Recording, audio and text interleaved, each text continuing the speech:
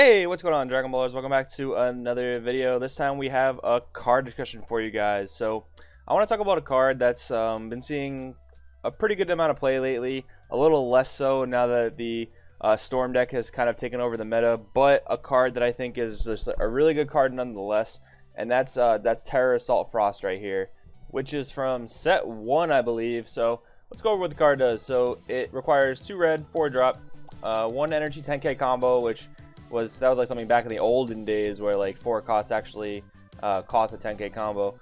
And so it evolves for 2 red and 1 colorless over any frost. Not really relevant for the point of discussion and what it's being used for in the current meta. So it's a 15k double strike, which is kind of small for double strike. We don't usually see too many of those, but the fact that it does deal for 2 damage means it's a decent game ender. And when this card attacks a battle card, KO that card after the battle. Then if your opponent's leader has 10,000 or less power, inflict 1 damage to your opponent. So the relevant part is that auto there. So when this card attacks a battle card, KO that card after the battle. So that's relevant because even if the attack gets negated, that battle card is still going to be KO'd. Even if something gets like Mafuba'd, that battle card is still going to be KO'd. And what is that relevant for? So this was especially prevalent at the ARG Philly Invitational. This card saw a lot of play because you know, personally playing in that event, almost every single round was a red-blue SS3 mirror match. And this card is actually really good in the mirror match. Why is it good in the mirror match? Because it's almost like guaranteed spot removal. Red doesn't really have straight-up spot removal, so this is like one of the best ways red can do that. So in the mirror match, when your opponent, you know, plays a foreseeing hit and they attack with it to put pressure on you, you can, if you don't have a Chain Zeno play, for example, you can drop the Terra Assault Frost, go right into the hit. It's going to get KO'd no matter what. It's really good against Kefla as well for the same exact reason. You just attack it while it's in rest mode, and it's going to be KO'd no matter what, which is really solid. Like, your opponent can negate it, doesn't matter. It's still going to get KO'd. And then it's really good in the mono blue match as well. So, like against Cheer to Dangerous Bergamo, same thing. Just attack it in rest mode. It can gain into 5k. You don't care. It's still getting KO'd. Vegito, even though it has barrier, Frost does not choose or anything like that. So this Vegito is still going to get KO'd. So it's a really good way to like get around big, beefy monsters that your opponent might have when you are playing in like usually an SS3 mirror match for the most part. It's really relevant in the red-blue and the mono-blue matchups. But of course, it always comes back to this one guy, the Super Saiyan 3 Son Goku. Why is it so effective in the Goku leader deck? Well, because it starts you off on 2 energy turn 1. So it's a turn 3 play, and you don't have to tap out for it because you do get that 3 free energy at the end of every turn. So it's really solid in an SS3 style red-blue deck.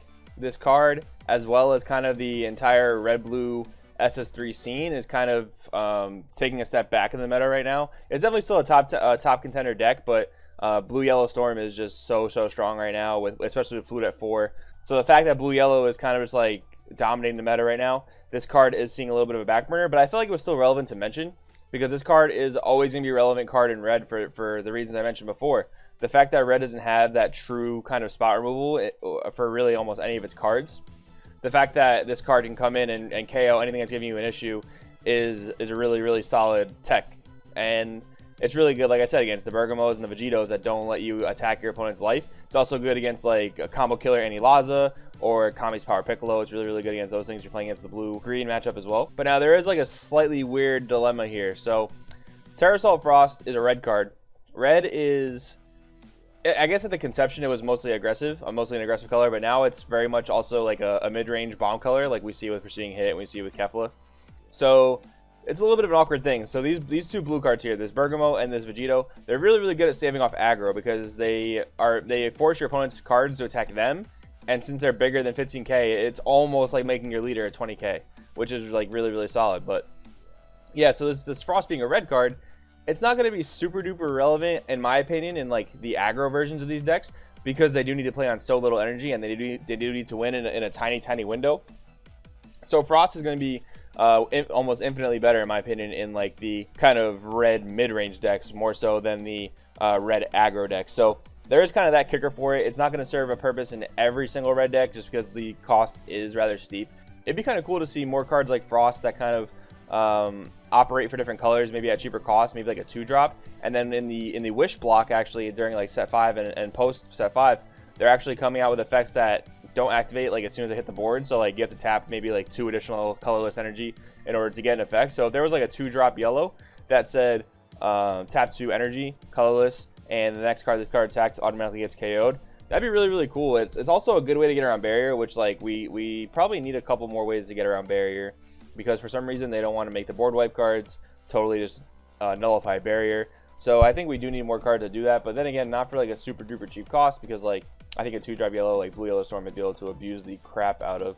But we really don't want that. We just want something that can kind of get around barrier cards. And honestly, in the blue red deck, Frost is an excellent option. Frost is a great option, and it's a really solid tech card. And I think it's gonna be relevant whenever there's a card like Vegito or a card like Bergamo seeing a lot of play. It's kind of nice to know that red does have access to that counter. So I just wanted everyone to be aware of it. Wanted to kind of shout out this card that I thought was a really, really interesting tech. Talk a little bit more about it. If you guys have any more opinions on Terror Assault Frost, kind of any of its applications in the current meta game, any of its applications kind of in the future of the meta, please do let us know down in the comments below.